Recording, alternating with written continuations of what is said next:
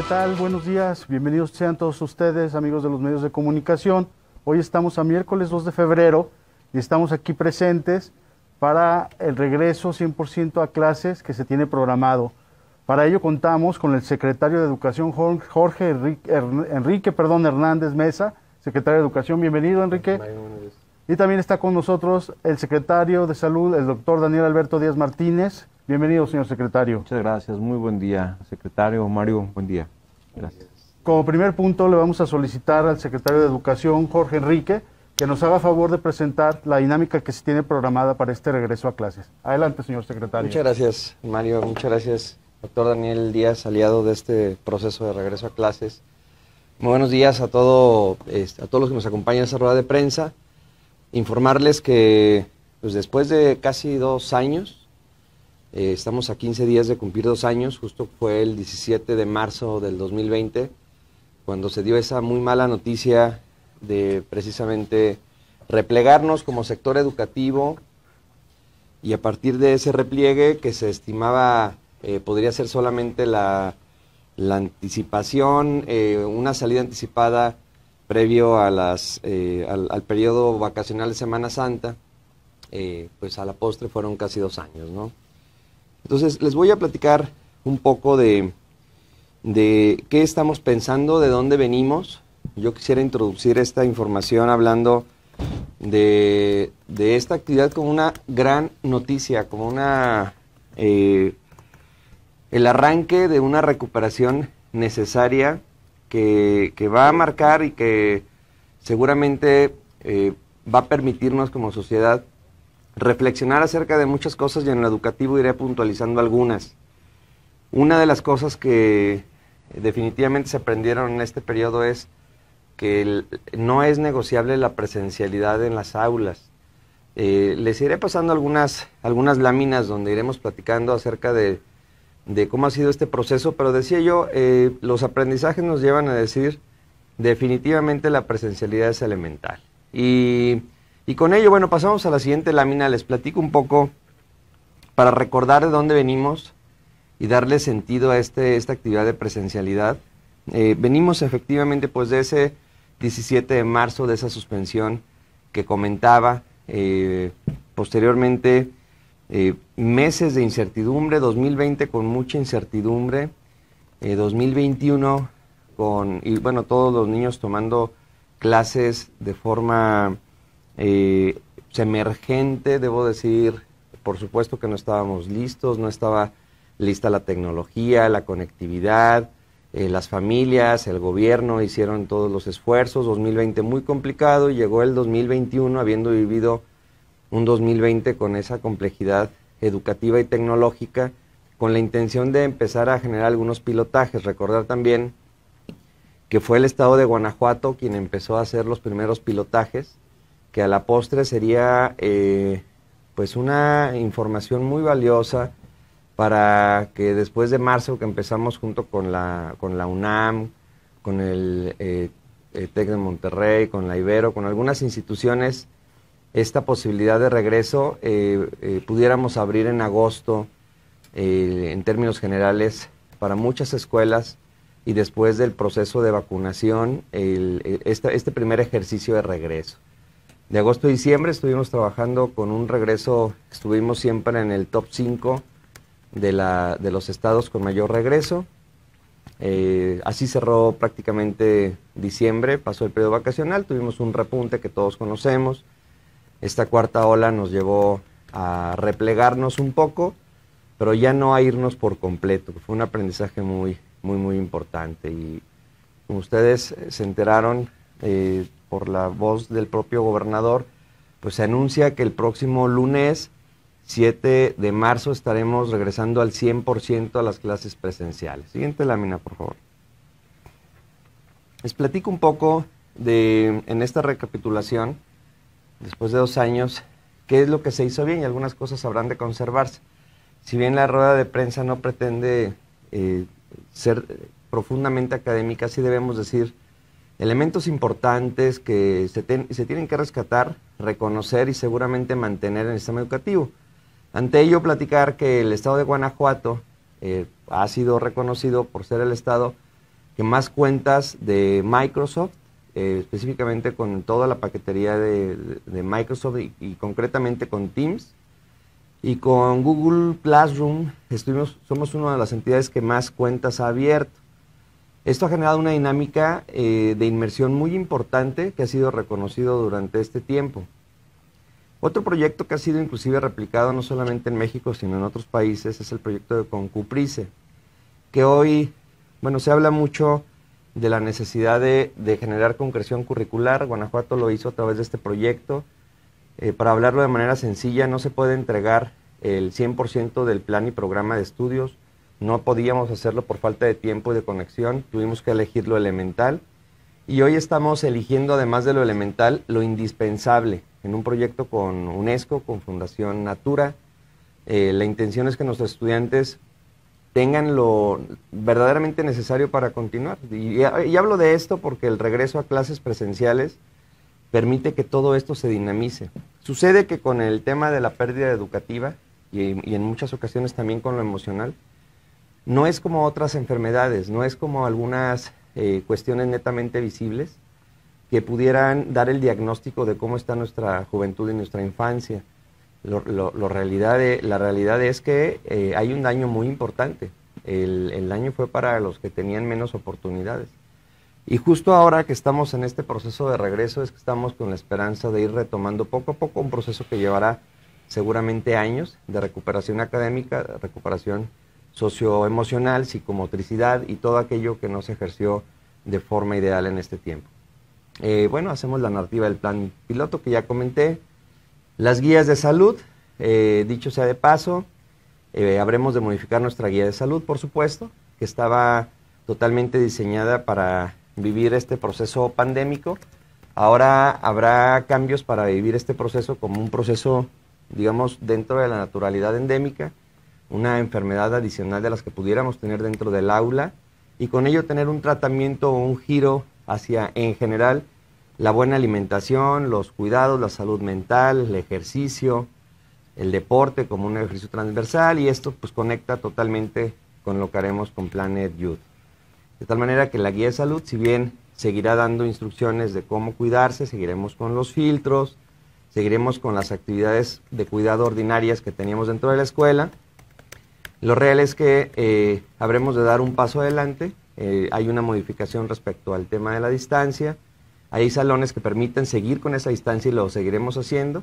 En otros que son un poco más reducidos, habremos de tener activaciones entre clase y clase de cara a que los salones puedan estarse ventilando permanentemente. Entonces, pues esta guía de salud que ha sido una fortaleza del sistema se mantiene ahora con este enfoque que comento y habremos de publicarla seguramente entre el día de hoy y mañana. Ya vamos muy avanzados en los últimos puntos. Siguiente, por favor.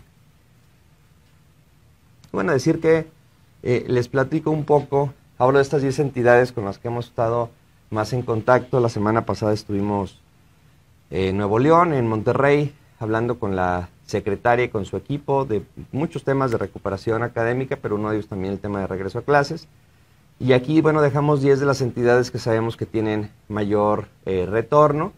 Sí debo decir que Guanajuato lo está haciendo con oportunidades de las primeras entidades que busca este retorno total. Y si pasamos a la siguiente lámina vamos a poder observar que no es una actividad o una tendencia solamente nacional, sino también a nivel internacional, por reflejarlo más cercano, Latinoamérica, no se diga Europa, porque Europa prácticamente, hay países que prácticamente no han cerrado sus escuelas, pero para hablar de la realidad latinoamericana, pues hablar por ejemplo de Colombia, que regresó el 24 de enero, Argentina el 2 de marzo, Chile igualmente el día 2, Uruguay como nosotros el 7 de marzo, Perú empieza con la adecuación de ambientes de bioseguridad, y bueno, una serie de elementos que nos hacen ver que el entorno latinoamericano, como el entorno global, apunta a la urgencia.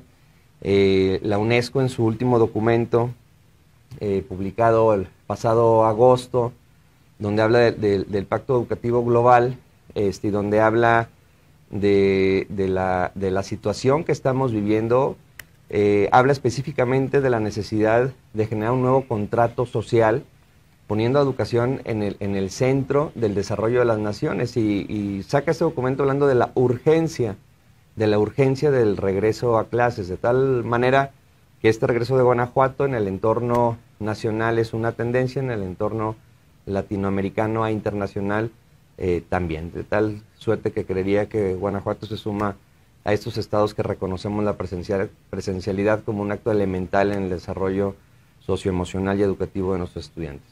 Siguiente, por favor. Y bueno, les platico un poco de algunos números, algunas cifras.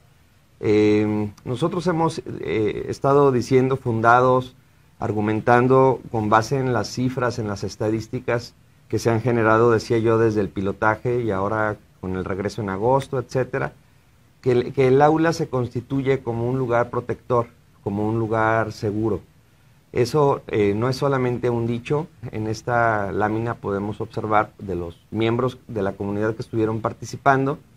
En términos generales tenemos cerca de 1.69 millones de estudiantes de todos los niveles.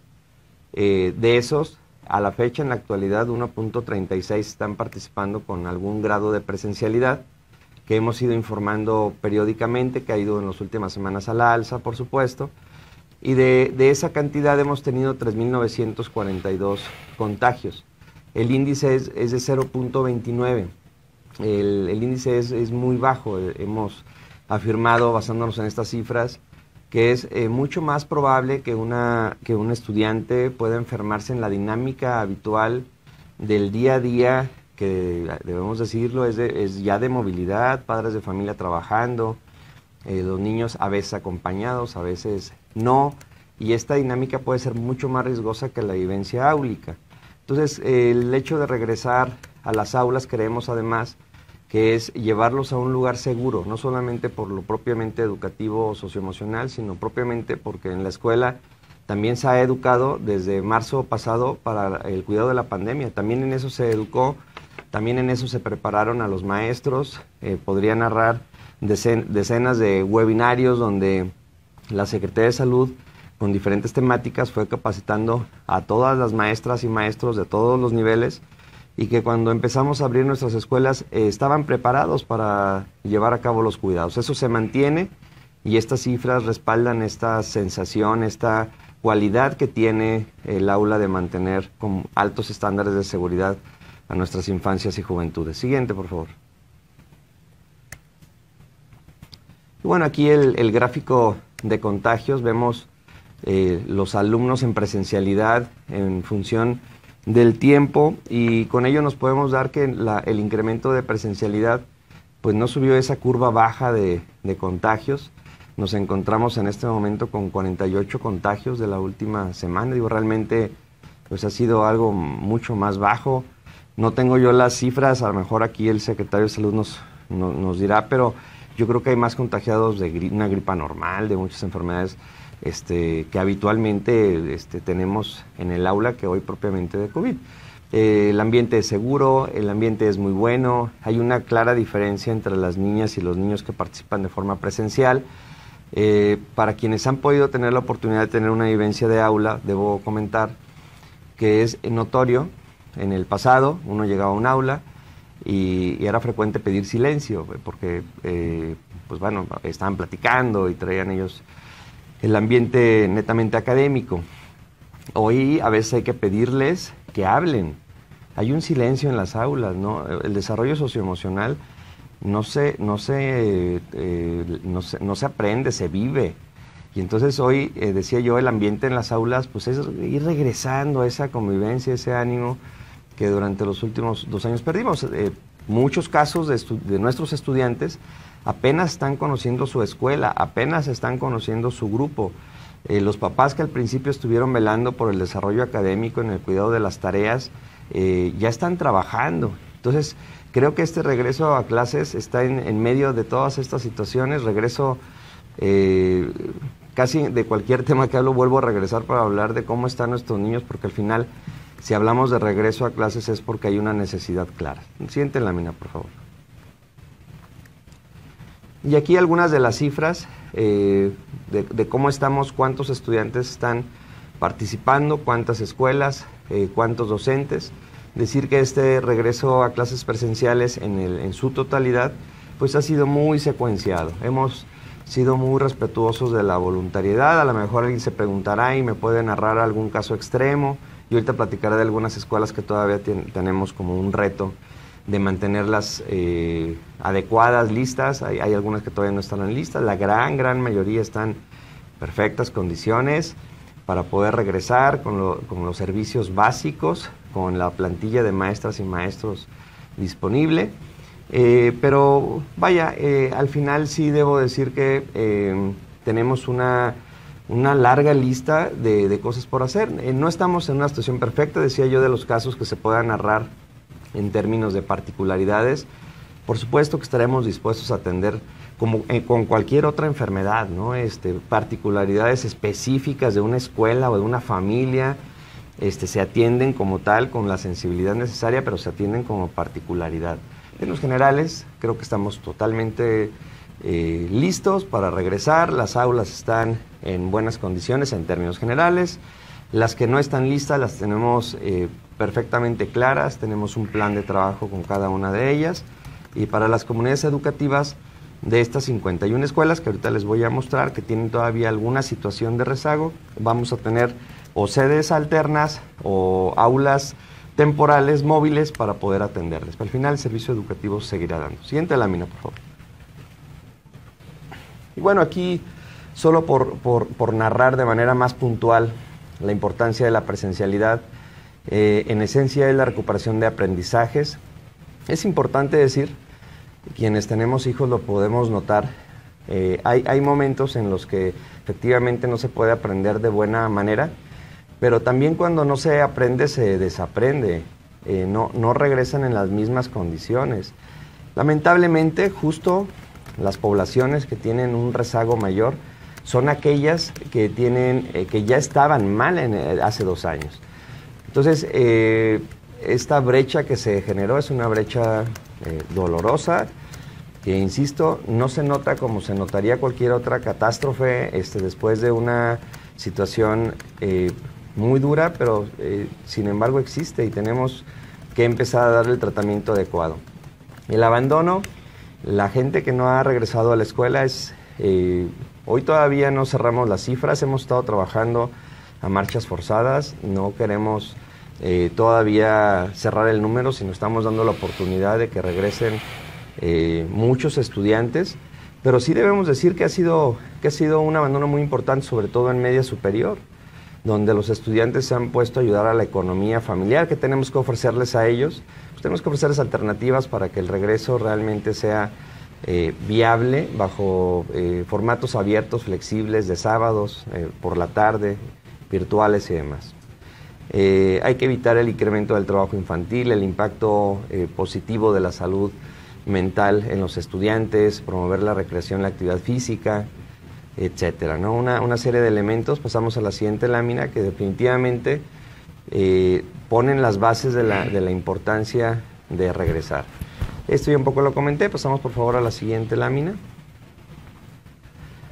Y bueno, hablando un poco más de las estrategias específicas. Siguiente, por favor.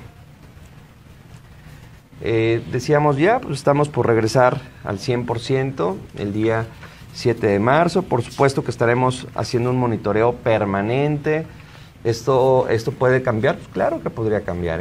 Vaya, si hubiera algún indicador que nos hiciera replegarnos, hoy tenemos la ventaja como sistema, un sistema más resiliente, un sistema educativo capaz de movilizarse en tiempo corto, de poder tomar decisiones para replegarnos nuevamente. Ojalá que no, pero si fuera el caso, estamos totalmente listos para que esta decisión que se está tomando hoy para el 7 de marzo pudiera tener algunas adecuaciones. Como lo hemos estado haciendo, lo que hoy se anuncia tiene un nivel de monitoreo muy alto, permanente, diario. Las maestras y los maestros, sobre todo los directivos, nos entregan un reporte permanentemente que nos permite tener claridad de qué es lo que está pasando en las escuelas. Esto nos permite tener decisiones localizadas, específicas, o bien, si hay una tendencia importante con la cual debamos reaccionar, tomar decisiones para modificar nuestro esquema. Por lo pronto decir que sentimos el apoyo y el respaldo no solamente de maestras y maestros, a quienes envío un fuerte abrazo, un alto reconocimiento después de 2 años de pandemia. De verdad que es un una buena noticia. Las maestras y los maestros son las primeras preocupadas por ver a sus niños, a sus niñas con poca frecuencia, encontrar en ellos estudiantes que tienen altas necesidades. A nivel laboral, tener 2 o 3 turnos más el del fin de semana por atender a los que no están participando ha sido para maestras y maestros muy desgastante, y sé que bueno, el respaldo de maestras y maestros, de los sindicatos, igualmente de las asociaciones de padres de familia, ha estado en torno a poder regresar lo antes posible. Yo diría, por supuesto, para quienes tengan ese miedo del regreso, no estamos en riesgo cero, definitivamente, ni en esta pandemia, ni en nada. Nos habremos de seguir cuidando. La cautela para este regreso seguirá en alto, y habremos de velar, sí, por la salud física, pero también por la salud emocional. Siguiente lámina, por favor. Y bueno, vendrán algunos cambios en la guía de salud. El más importante es que ahora la asistencia será obligatoria, que se reforzarán los protocolos y las medidas sanitarias, por supuesto el uso del cubreboca, el lavado de manos, el uso de gel antibacterial. En función del tipo de aula, si es factible mantener la distancia de 1.5 metros como lo teníamos, será muy bueno. Si solamente se puede mantener el metro que teníamos antes de la pandemia, bueno, pues habremos de ventilar los salones con mayor frecuencia, y se mantienen los protocolos de actuación. Sin embargo, son protocolos con un tratamiento que se daría a cualquier enfermedad, en cualquier persona que ya con signos o síntomas de alguna enfermedad, sea respiratoria o de otro tipo, pues tienen un protocolo de actuación que ya se tenía, y hoy habremos de reforzar esos protocolos. Siguiente, por favor. Venimos de un proceso, del segundo proceso de vacunación, con la vacuna Moderna. Volvió a ser una vacunación muy rápida, muy eficiente. La vacuna Moderna pues ha tenido un muy buen prestigio. Me parece que ha sido muy bien recibida por el sector educativo, y bueno, la eficiencia fue el 98% respecto a los que se registraron. Solo el 2% no acudió por alguna razón, pero han ido acudiendo a otras vacunaciones de poblaciones que se han ido rezagando por razones muy diversas. De una vez comento, el sector salud nos ha apoyado permanentemente. Si alguna maestra, algún maestro no se hubiera vacunado, pues seguramente en algunos de los grupos que se han atendido con rezago podrán sumarse a esos grupos y ser atendidos como ha sucedido durante todo el proceso de vacunación. Siguiente lámina, por favor. Y les decía, de estas 51 escuelas, que tenemos algún reto, 11 de ellas dábamos cuentas, ya abrieron sus puertas. Hay escuelas que no están totalmente cerradas, hay escuelas que tienen una parte trabajando y otra parte abierta, o que el daño que habían tenido no es razón por la cual le vamos a cerrar totalmente la escuela. El resto se encuentran en proceso de intervención. Próximamente estaremos reaperturándolas. Las que tengan algún daño mayor y que tengan que, como sucede frecuentemente en las más de 12,000 escuelas que tenemos, algunas definitivamente hay que demolerlas y volverlas a hacer, o buscar sedes alternas. Si alguna de esas estuviera en esa condición, seguramente se informará a la comunidad educativa, y es muy posible que ya se haya hecho, en cuál escuela se tendrán que movilizar. Tenemos también la estrategia de aulas móviles, lo cual permitiría tener acceso al servicio educativo de forma presencial, inclusive en lugares donde solamente se tenga el terreno, la instalación hidráulica y física para tener los sanitarios y lo básico para el cuidado. Se gestionaron 30 aulas móviles que ya nos entregó la Federación. Justamente estamos recibiéndolas esta semana para atender el proceso de estas 51 escuelas. Siguiente, por favor.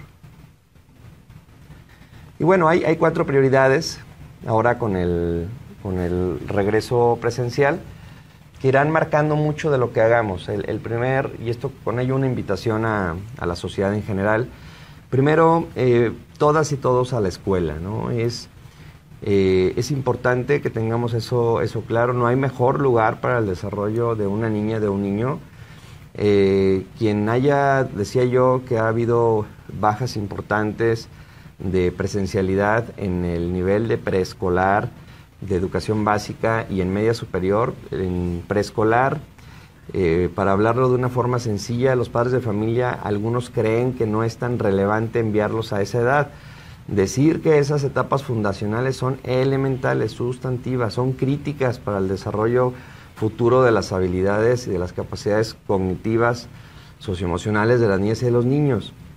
Es muy importante que vayamos todos a la escuela. Segundo, pues que nadie se quede atrás. En este esfuerzo por regresar a la escuela, uno es estar físicamente atendiendo la presencialidad y la clase. Dos, es evaluar cómo están nuestras niñas y nuestros niños, tanto en el plano socioemocional como en el plano académico, cómo están en los procesos básicos de lectoescritura, que hemos tenido un rezago importante, y en matemáticas.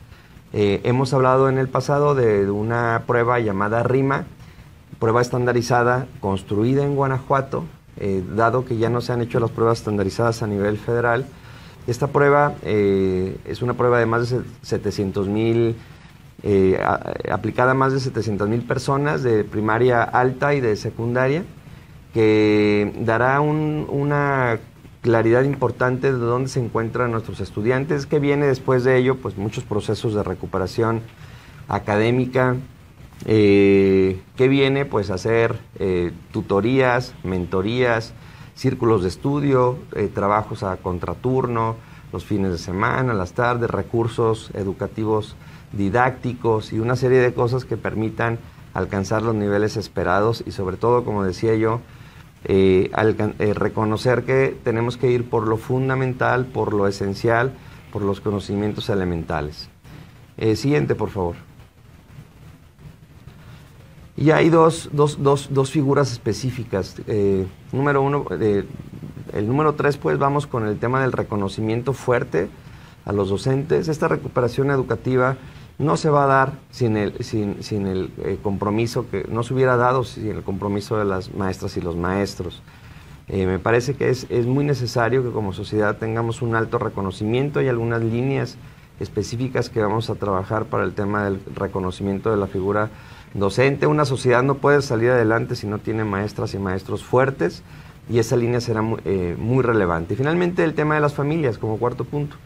No podemos tener una narrativa de recuperación en la escuela sin contar con el apoyo en casa de las familias, de los madres, padres de familia. Y reconocemos que, hoy hablamos de estudiantes con un perfil, que requerimos con un perfil de siglo XXI, capaces de tener efectivamente ciertos aprendizajes o habilidades muy desarrolladas, pero también muy influenciados por una época de cambio tecnológico muy relevante. Ya ves, como padres de familia, no sabemos netamente qué hacer cuando nuestros hijos están, cuánto tiempo pueden estar en pantallas, cómo tratar esto que parece bueno, pero al final pudiera convertirse en alguna ludopatía, cómo acompañar este proceso de niños que están impregnados de una época de cambio y que sin duda no serán los mismos niños que teníamos hace 2 años.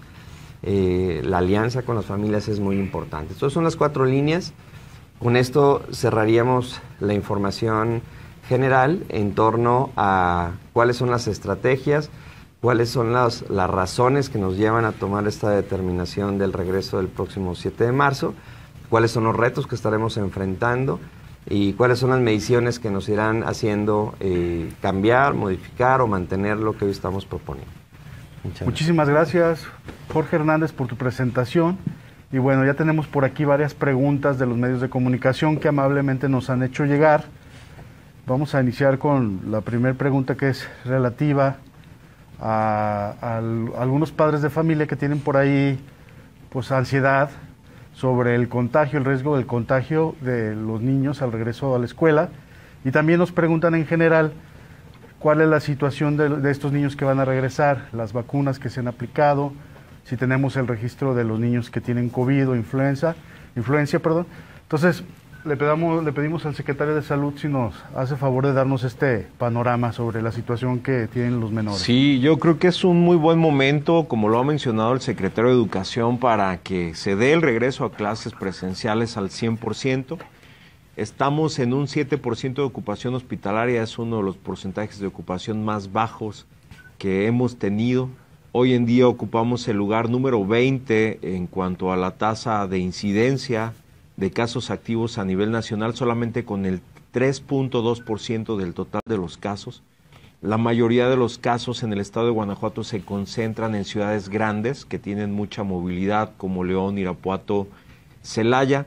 Ha bajado por debajo del 70% la positividad, y a pesar de que hemos dirigido las pruebas a quienes tienen signos o síntomas de la enfermedad, ya no estamos haciendo en este sentido pruebas abiertas, sí estamos haciendo un monitoreo muy importante, vigilancia epidemiológica, no se le niega la prueba absolutamente a nadie. Ha bajado mucho la tasa de letalidad, y la letalidad se concentra en personas mayores de 70 años que tienen la particularidad que no se vacunaron o que no tienen un esquema completo. El 82% de ellos coinciden en que no tenían vacuna o no tenían un esquema de vacunación completo. Creo que este 0.29% del total de los casos que hemos reportado como positivos y que se han dado en niños que acuden a la escuela, no se han dado en la escuela, los niños se han contagiado en otros lugares. Entonces la escuela resulta ser un factor protector. Hasta el momento hemos aplicado 8.79 millones de vacunas, más de 3.5 millones de esquemas completos. Hemos dado continuidad a la estrategia Plan de Ayud, presentando los resultados de los factores protectores y los factores de riesgo en los municipios, y hemos comprobado que la escuela es un factor protector para la salud mental de las niñas, los niños y los jóvenes. Disminuye desde luego la deserción escolar, la depresión, el riesgo suicida, el embarazo en adolescentes, el bullying, y afortunadamente también las maestras y los maestros se han vacunado. En jóvenes de 12 a 17 años, que es donde hemos aplicado la vacuna Pfizer, hemos aplicado más de 600,000 dosis. Si bien ha habido casos en niños, realmente la mayoría de ellos se ha recuperado.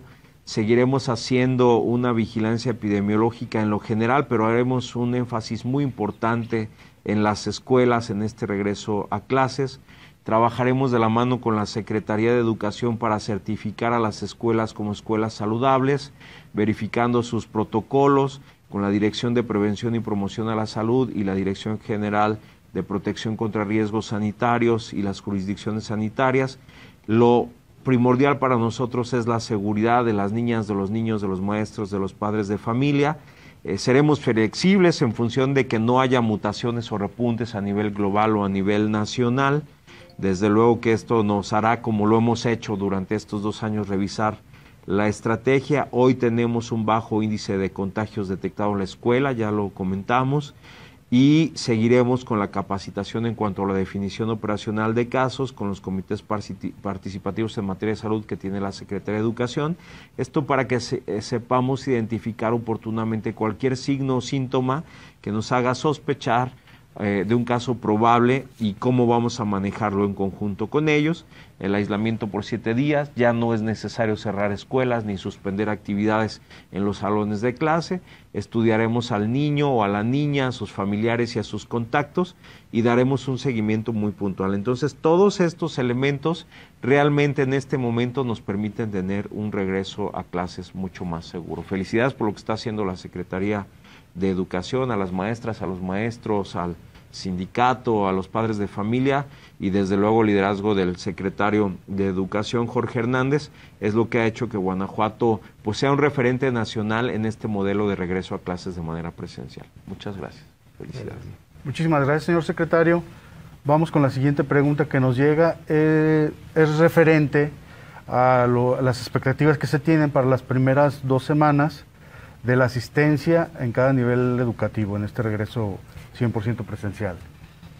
Con todo gusto, Mario. Mira, estamos en este momento, decía yo que no venimos de de escuelas cerradas. Tenemos prácticamente un 78% de las escuelas participando con algún nivel de presencialidad.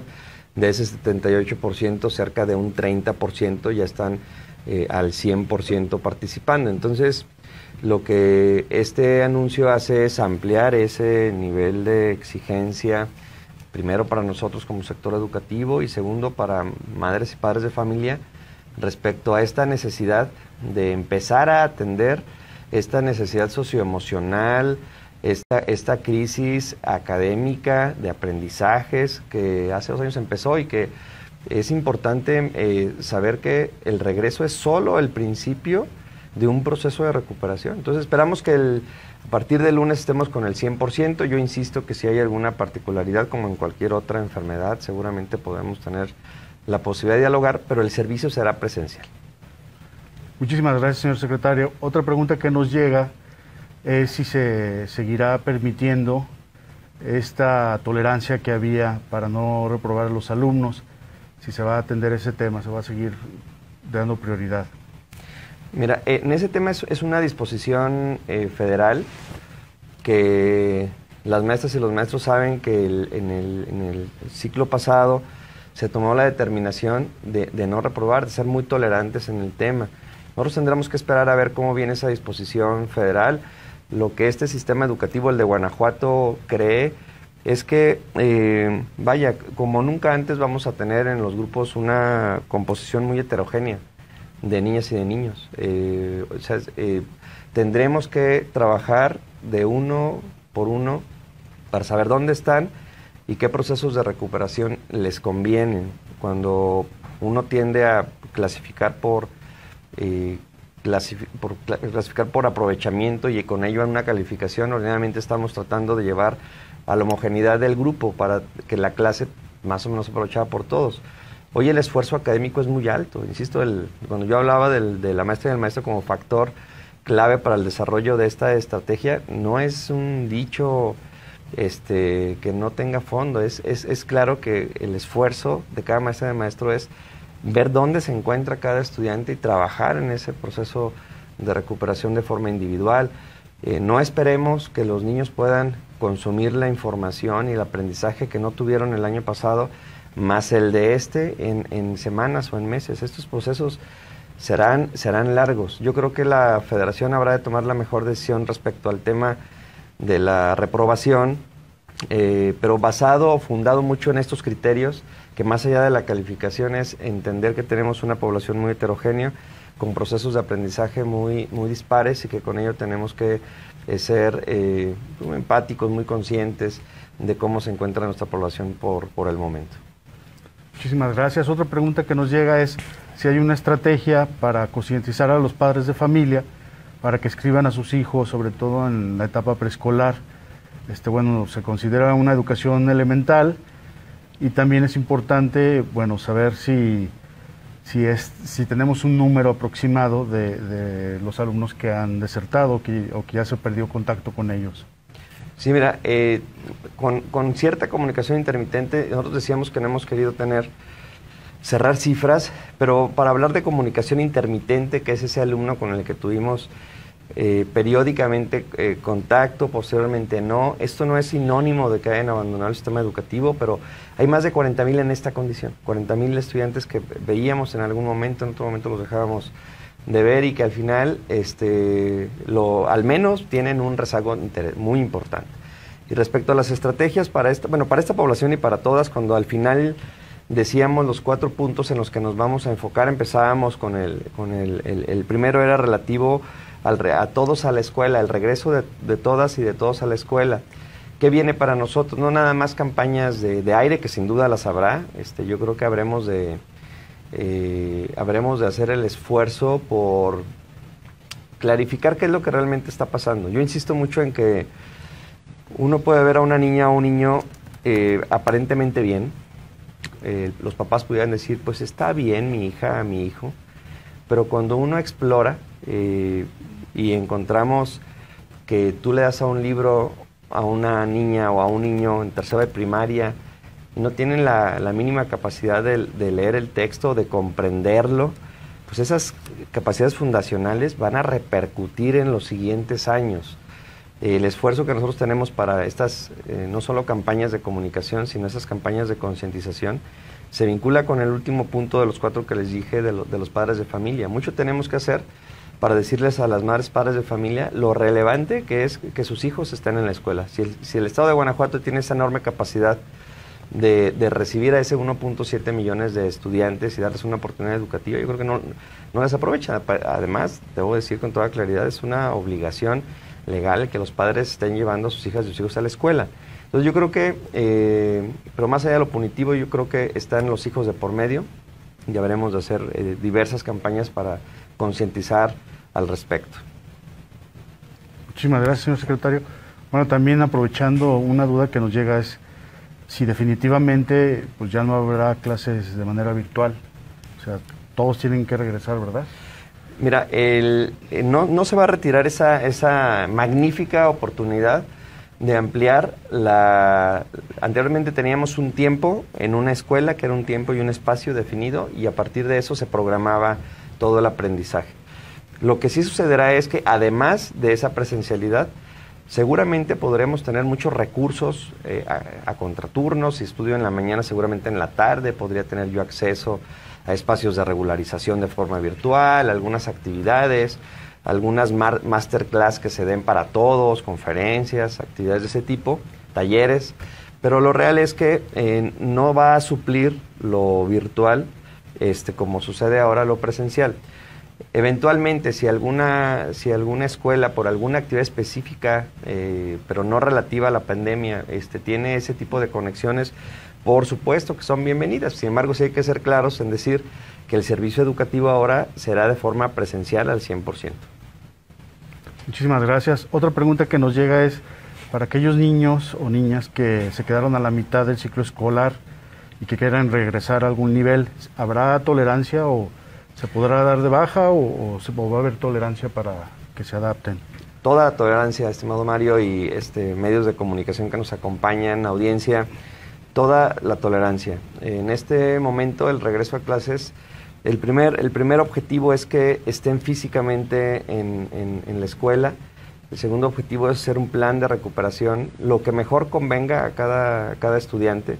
Yo decía que era muy factible, era posible, lo dije cuando hablaba de los de media superior, que el plan educativo que hoy se ofrezca no sea el mismo que tenían. Y hablo, si me refiero a esa población de media superior que posiblemente está en actividades productivas, ayudando a la economía de la familia, que además es algo loable. Posiblemente podría ser mejor opción ofrecerles el bachillerato del SABES, que es los sábados, o la Universidad Virtual del Estado de Guanajuato, la prepa abierta. Es decir, nos tenemos que estar muy abiertos para conectar lo que ya tenían, que no tengamos callejones sin salida. Sea donde sea que se hayan quedado, debemos encontrar una manera de conectar para que el proceso educativo siga firme.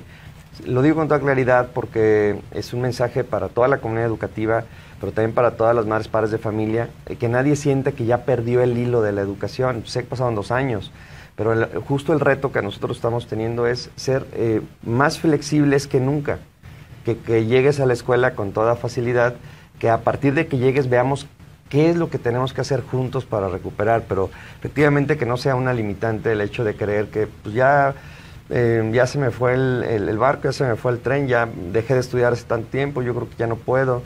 Buscaremos los mecanismos. Eso es un compromiso de la Secretaría de Educación. Muy bien, secretario. Otra pregunta que nos llega de varios medios es si se va a apoyar la oferta de las escuelas de tiempo completo para completar los planes de estudio. Sí, es una pregunta, estábamos esperanzados en que en las reglas de operación de la escuela es nuestra, como se había dicho, se hubiera contemplado el tema de las escuelas de tiempo completo, que para el caso de Guanajuato, pues tenemos 685 escuelas con cerca de 65,000 estudiantes, que ahora que regresamos tenemos el reto de encontrar un mecanismo, porque ahí tenemos un boquete financiero, dado este recurso que no llegará de cerca de 400 millones de pesos. ¿Qué tendríamos que hacer? Pues analizar escuela por escuela, buscar elementos de organización escolar. En algunas escuelas sucede justo así, seguramente tendremos que conversar con el DIF, tanto estatal como municipales, encontrar alternativas, porque este programa que yo considero era muy importante para un nicho de la población que requería, en principio, antes de educarse, estar bien alimentados. Ahora tenemos que buscar otras estrategias. Es muy lamentable. Efectivamente, esta semana pues pudimos percatarnos de que no viene en las reglas de operación de la escuela de nuestra y que el Estado tendrá en este tema que buscar alternativas. Muchísimas gracias, señor secretario. También nos preguntan si va a haber algún apoyo para los papás que, bueno, han tomado la decisión de no mandar a sus hijos a la escuela de regreso, y cuál es la manera de que se dialogaría con estos padres de familia, ¿verdad? Que han tomado pues esa decisión de que prefieren no regresar, que no regresen todavía los niños a la escuela.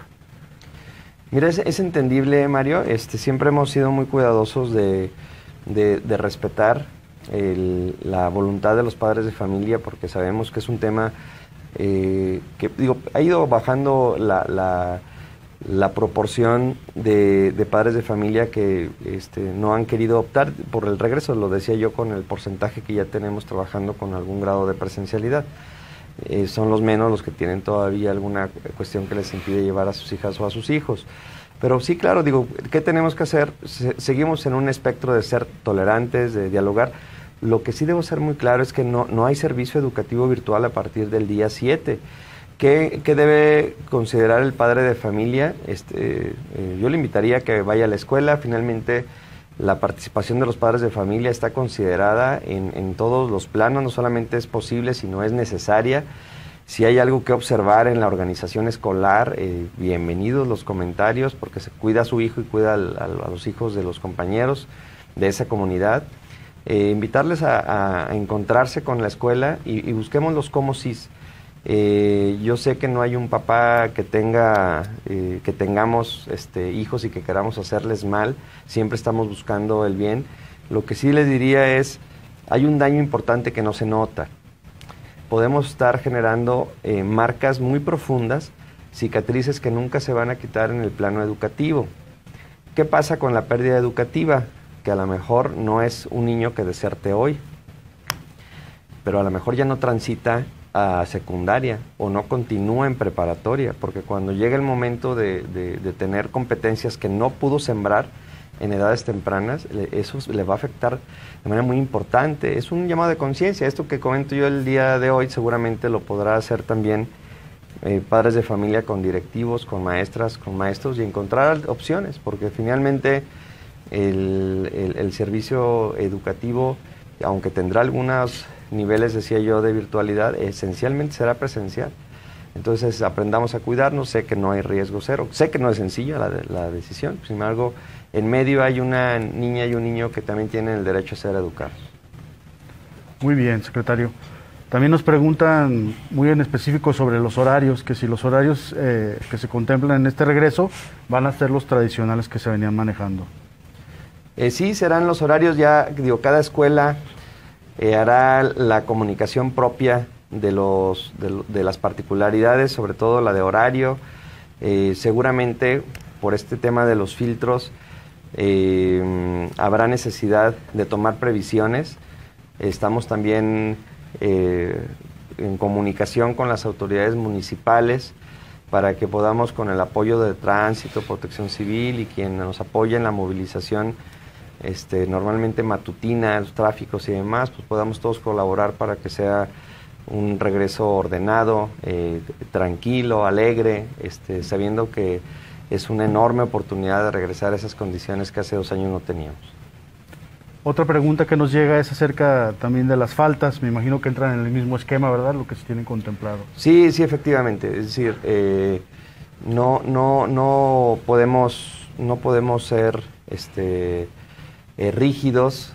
Me refiero yo, si entiendo la pregunta bien, alguien estaría pensando en si en el pasado tuvo una serie de faltas, inasistencias o inconsistencias en su trayectoria educativa, ¿qué postura tendremos? De mucha flexibilidad.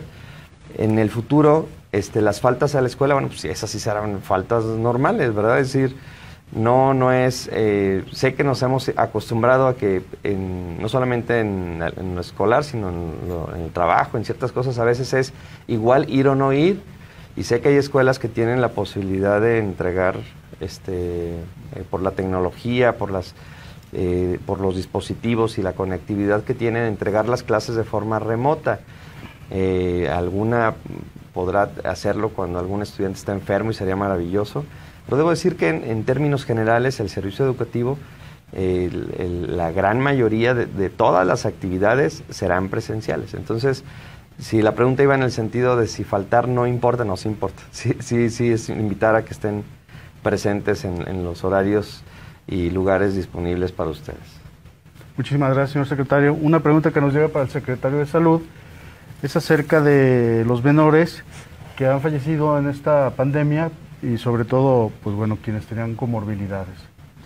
Sí ha habido lamentablemente fallecimientos. La estadística pues la actualizamos continuamente. Mira, de los 25,000 casos que se han confirmado de manera global en estos 2 años de pandemia, lamentablemente han perdido la vida 62 menores de 19 años. 11 de ellos han ocurrido en el 2022, el resto en los meses y años previos. Sí ha habido lamentablemente contagios en niños y pérdidas de vidas humanas. Los niños son muy fuertes y lamentablemente los casos donde hemos tenido algún fallecimiento está asociado a algún problema en su sistema inmunológico, alguna depresión. Son niños con leucemia, con alguna enfermedad crónico-degenerativa, con enfermedad renal crónica. La mayoría de ellos quienes lamentablemente pues sí se contagiaron y llegaron a perder la vida. Muchísimas gracias, señor secretario. Otra pregunta que tenemos por aquí es acerca del desglose que tenemos por estudiantes que no regresaron, nos piden de preescolar, primaria y secundaria. Bueno, ya lo comentó, señor secretario, que ese proceso va a iniciar, ¿verdad?, para hacer el análisis y darle seguimiento. Sí, efectivamente, decir a este momento cómo se ha presentado este fenómeno. Sí debo ser enfático en que justo esta flexibilidad que estamos ofreciendo para que puedan regresar, sea donde se hayan quedado en decía yo, de este proceso de callejones sin salida. Pero bueno, en preescolar no se mide como tal el abandono. En primaria fue muy estándar, no quiere decir que sea positivo, es muy negativo, pero quiero decir es muy similar a lo que ha habido en otros años, en este caso 0.7%, en otros años 0.6, 0.5%, en secundaria es del 3.6%, en media superior es la fracción que yo comentaba con mayor preocupación, es del 15.5%, y en superior es del 7.9% a este momento. Llamado es que estas cifras pues disminuyan. ¿Cómo van a disminuir? A partir del día 7, el día lunes, ayudándonos a que regresen a las aulas. Es un esfuerzo, un llamado social, un llamado a todas y a todos para poder lograr que estos números sean diferentes. Y les digo en números cómo estamos a este momento. En nivel primaria son 8,223 que tenemos en esta condición.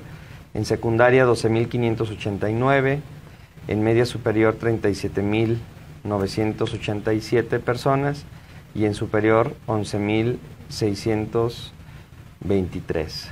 En suma son casi 70,000 que tienen esta condición, que en este momento estamos con poca conectividad con ellos, que esperamos que a partir del día lunes puedan regresar y que podamos regularizar sin duda los aprendizajes y sus procesos académicos y administrativos al margen de donde se hayan quedado.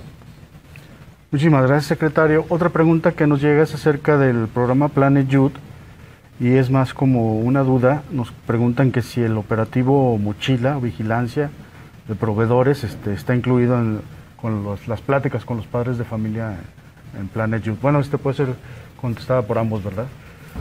Adelante. Bueno, justo ahora estamos haciendo entrega de los primeros resultados a los municipios. Los alcaldes con cada uno de sus directores, con los ayuntamientos, implementarán parte de estas estrategias. Cada uno de ellos revisará las particularidades en función de los riesgos. Y esto es algo muy dinámico, entonces nosotros lo que haremos son recomendaciones a las autoridades municipales y a las autoridades educativas. Es un proyecto multidisciplinario, además de ser muy bonito, la verdad es que abarca muchos aspectos y existen estrategias que implican que haya responsabilidades de varios sectores. Entonces esto posiblemente se hará como se ha hecho en otro momento, en otros países y en otros estados, si se identifica desde luego algún riesgo, esto ayudará mucho a limitarlos. De parte nuestra, el Planet Youth ha sido un proyecto que estará desde muchas aristas, desde muchas ópticas, inmerso en el desarrollo, en el despliegue permanente de las escuelas. Nosotros hemos recibido de cada escuela de los municipios donde ya se aplicó esta encuesta, información muy valiosa, que ahora justo con los procesos de organización escolar y también relativo a los temas de regreso, habrán de derivar es una guía muy importante que permite organizarnos con padres de familia, con la comunidad, acerca de espacios específicos que estén provocando algún riesgo para nuestros estudiantes. Naturalmente tendremos la capacidad de identificar específicamente nombre y apellido quienes están en alguna situación de riesgo. Esto cambia la dinámica respecto a la formación de espacios de protección, de convivencia, no nada más la escuela como tal en sus horarios académicos, sino por ejemplo ahora estamos buscando la apertura de todas nuestras escuelas a contraturno, es decir, si es turno matutino y en la tarde estaba cerrado, pues estamos buscando la apertura de esa escuela por la tarde para que sea aprovechada para actividades de yoga, de gimnasia, pláticas, zumba, es decir, todas las actividades tanto para la comunidad como para los estudiantes. Queremos que todas las canchas que tenemos, más de 7,000 canchas en todo el estado, pues ojalá se usen todos los días, todas las tardes. Y vuelvo al punto, el diagnóstico que tenemos nos permite poner énfasis en los temas que particularmente en cada escuela sean necesarios. Muchísimas gracias. Bueno, es así como llegamos al final de la rueda de prensa. No me resta más que pedirle su mensaje final. Adelante, señor secretario de Salud. Muchas gracias, con su permiso, señor secretario. Pues hay que seguirnos cuidando, la pandemia no ha terminado, no hemos dicho que esto ya haya concluido, el virus llegó para quedarse, se comportará como algo endémico, las decisiones que estamos tomando las estamos haciendo con evidencia científica, buscando las mejores prácticas y desde luego analizando las particularidades que tiene nuestro estado, cada municipio e incluso cada escuela. Eso se está haciendo. El trabajo en equipo será permanente, como lo ha indicado el gobernador Diego Sinúa, encabezado por él, incluso en ese sentido.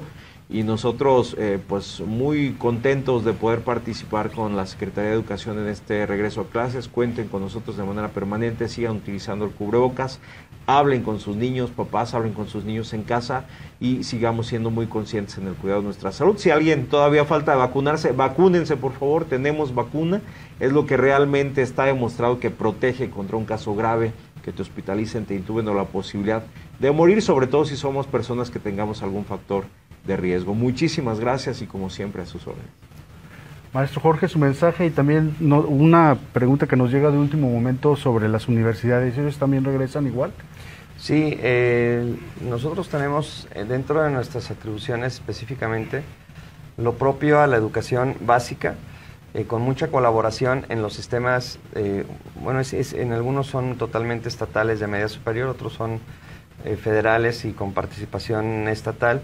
Igualmente en educación superior, lo que quiero decir, en algunos subsistemas, sobre todo de corte federal, tenemos acuerdos y negociaciones que responden a esa necesidad de tener la misma visión con la federación. En términos generales yo podría decir que prácticamente estamos alineados en esto del regreso. Todavía hay algunas instituciones de educación superior que están por regresar.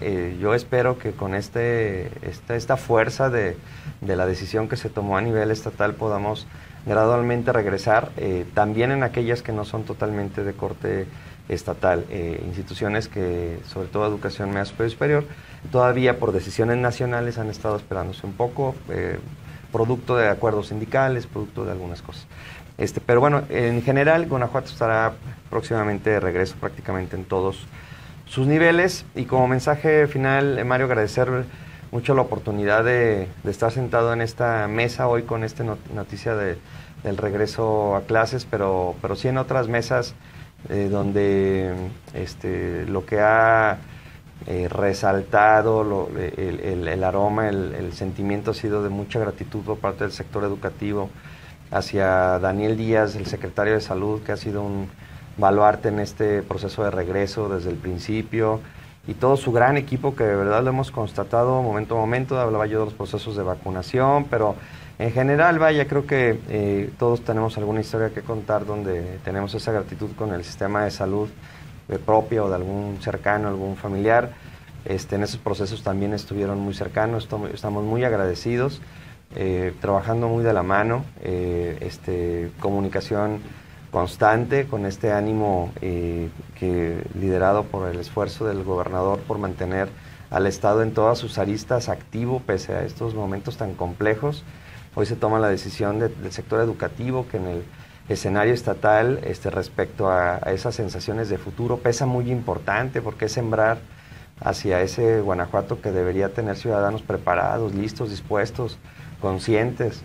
Y ese momento del regreso a clases simboliza todo ello. Entonces agradecer ese apoyo a todo el sector salud, y nuevamente cerrar con esto, agradecer a quienes hacen posible que este regreso suceda: maestras, maestros, autoridades educativos, directivos, las directoras, los directores, que son el alma de cada escuela y que le ponen alma, vida, corazón para que esa escuela, aún con las limitaciones que podamos tener, sea un espacio agradable para nuestras niñas y nuestros niños. Estaremos muy atentos, seguramente estaremos en comunicación permanente. Gracias TV4 por el espacio para alojar esta rueda de prensa, y a todos los medios de comunicación que amablemente nos siguen. Pues muchísimas gracias. Así como llegamos al final de esta rueda de prensa, agradecemos a todo el equipo de TV4, también a todas las personas que trabajan con nosotros en la Coordinación General de Comunicación Social del licenciado Alan Zahir. Y bueno, los invitamos el próximo viernes a que no se pierdan la rueda de prensa con los datos semanales de coronavirus. Muchísimas gracias y hasta la próxima.